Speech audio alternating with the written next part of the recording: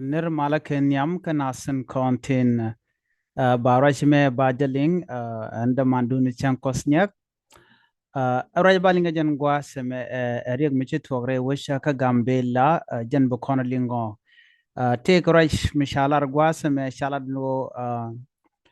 take wut micha yas kwud dana cha yas unwara mi police alo a police killet kume you know jen yat kaja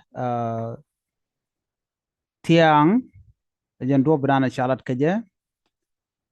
jen wa chaja yat kaja ka kabela man ngwandien la zero arat kabela re which ka gambella chawra jamo chaja kwen wajen chaja yat ke chaja do ke yama no do brana chalat kaja chalat wajen chaja nangre dul wal wa bot ka bech ke long ko do brana chalat kaja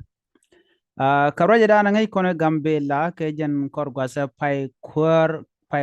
ka kwanya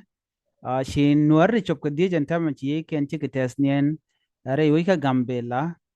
ano mende no kula tech apal kon ko de wude me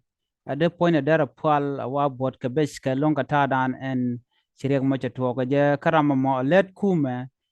mi police mi kwa yan police ni kanere kono latin te lora bang te tel ran ma ke tel mede gang rodo da kula pegidi gambella ka jan gwas me male e metodo long ne me jeri ka dana gore de nyoka ye kel ka ta dana chirek mo rodo lat ke gambella eno de narin gang ka do badana chirek te chi ka to ko je ne me e mugor no de nyoka ye kel ke jan gwas me biat ka mal ban nyoga je kala do den bye bye